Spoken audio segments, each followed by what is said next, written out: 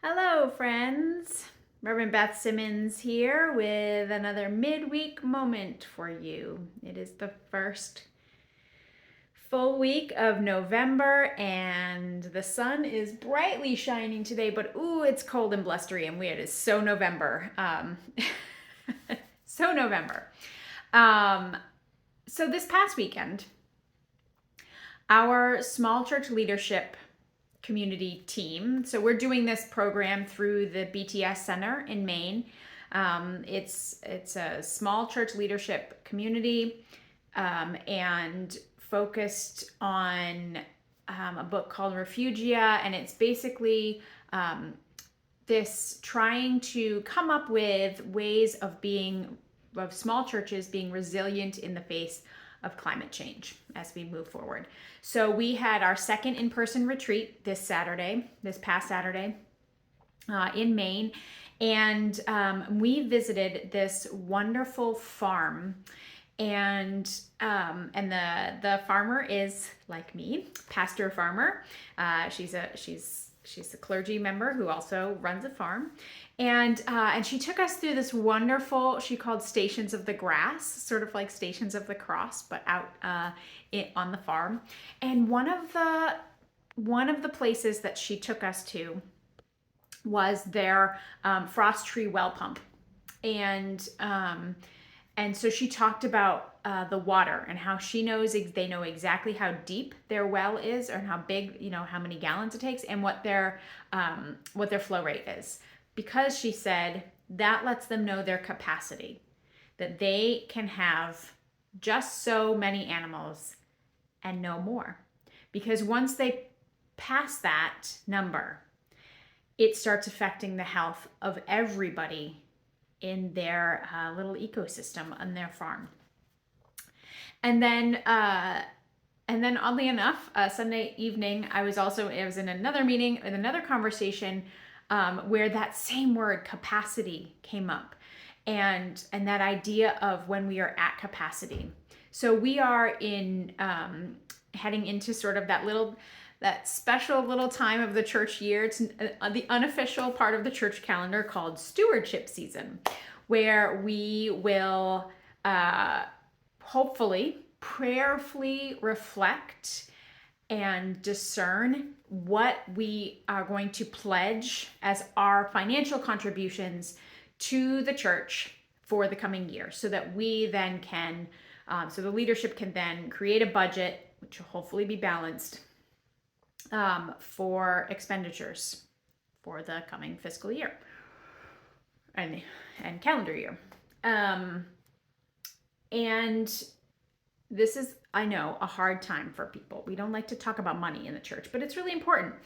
And so what's interesting to me, so I like to offer people the opportunity to not just consider ways that they will contribute financially to the church, but to also consider ways that they will share their time and talent as well. And perhaps it's not written down as much, but maybe it should be.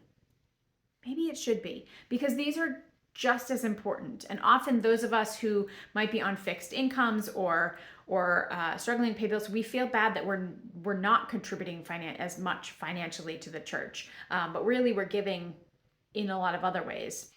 And so what's interesting to me, though, is many of us will go and we'll look at our budgets, if we have a budget for our households, and we'll look at our income and we'll look at our expenses and we'll think, okay, well, this is how much I can afford to give, or how much sort of extra I have each month, and what percentage, what little chunk out of that I will then give to the church. We don't tend to focus so much on tithing, which is an automatic 10% of income before anything else that goes to the church. But we encourage generosity, right? If you'd like to talk to me about tithing, I would love that conversation with you. But we look and we say, okay, well, here's the maximum that I can give, because if I give more than that, then it's going to start affecting these other areas, which are also important to me. And that might be necessities like rent or mortgage payment, food, heat, that kind of thing. Or it might be, other things that feed our souls. And that's fine too. However, like I said, I hope this is a prayerful discernment that you might involve God in this conversation about how to support the church. But what we're aware of generally is what our capacity is financially. We know that we can give so much and no more. But we're less inclined to do that with our time. We seem to think, we can look at our bank account and say, this is the maximum. I know that I cannot overdraw, or there will be financial penalties for me taking more than I have in there. Or if I start putting things on credit cards or taking out loans and debt that adds up and taking more than my financial capacity. But we seem to somehow think that time and energy are sort of more renewable resources that don't have a capacity. And so sometimes we overextend ourselves. Now I'm saying this cautiously because I don't want everyone to suddenly stop volunteering and saying, I'm at capacity. And have us not, because we are in need of time and talent as much as we are in need of treasure. That being said, I never want people to get burnt out. I want us to prayerfully discern our time and talent that we can offer without going over our capacity, without it affecting our entire ecosystem around it, without it affecting our relationship and our family, with our spouse, with our partner, with our children and grandchildren, with our friends, without it affecting our health because we're doing too much.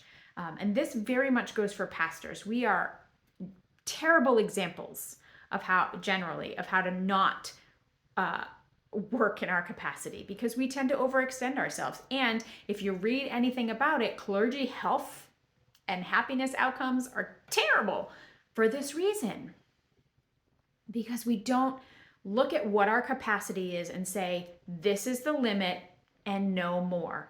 This is how deep our well is. This is our flow rate. And it's not the same for everyone. It is not the same. That farm has a much lower capacity. My farm has water like in abundance. Our capacity for sustaining livestock and people on this land is different than on her land. Our capacity is different. And so each person's capacity is also going to be different based on all kinds of things, right? But we need to recognize our capacity. And as a church congregation, we need to recognize our overall capacity as a community and say, this is what we can do and no more before it starts negatively affecting those in this ecosystem. That can be hard to do because we don't want to set limits on our ministries, on our programs, on our activities. We don't want to have to say, no, we can't do this, especially if it's things that we used to be able to do when we had more people involved, when we had younger folks or healthier folks or people with more financial resources or whatever. We don't want to have to shift that to say our capacity is different than it used to be. And we have to say no to things now that we wouldn't have had to say no to previously. So I want you to consider, whether you're part of our church community or a different one,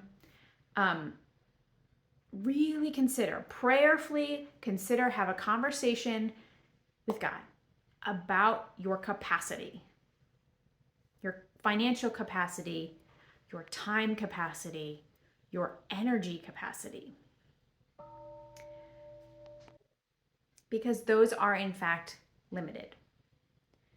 As much as we think that they can just be renewed and renewed and renewed. We actually are on a fixed income of time and energy, folks. It is not just,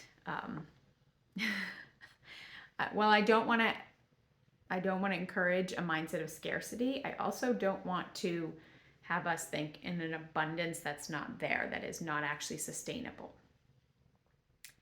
But I want us also to remember the things that don't really have a capacity. Love, grace, compassion, mercy, forgiveness, prayer. We don't have to set a cap on those. How they play out in our lives, that might look different for each person, but there is no top flow rate for love coming from God or going out from us into the world. We can love without stretching ourselves too thin. It just might look a little different. So friends, as you consider your pledges this year, your financial pledges, your pledges of time and talent, gifts that you can offer the church, figure out first what your capacity is. How deep is your well, and what's your flow rate? So that you can offer what you can that is sustainable and no more. And you might notice that, hey, you know what? I could be offering a little bit more than I am. I am nowhere near my capacity. Great. But you might notice that you are at capacity in one of those areas, and you need to say no more. That's okay too. Friends, I hope you have a wonderful rest of your week. And I am on vacation this coming week, so I will not be doing a midweek. So there will not be a midweek moment next week, but I will be returning. So November 12th at the Hancock Congregational Church will be a guest preacher, and it will be the Reverend Richard Slater, who is a retired associate conference minister, a wonderful preacher and kind, beautiful soul. And I encourage you, I know a lot of people skip out if the regular pastor's not there, but don't miss this. If you're in Hancock, go. And then on November 19th, we've got a baptism and worship, and it's going to be so awesome and celebratory, and just such a energy of life to have in the congregation. So I encourage you to be there for that as well. And as we head ever closer to the Advent season, pay attention to what your capacity is, so that you don't try to dig too deep and try to take resources that aren't there to be had, and go into this with this as a sustainable. Try to be, for the season, for this coming season, as we finish the year, try to make it as sustainable for you and your family and your community and the world as possible. And in all things, do so prayerfully. Don't forget to invite God along for support and guidance along the way. I love you. Bye now.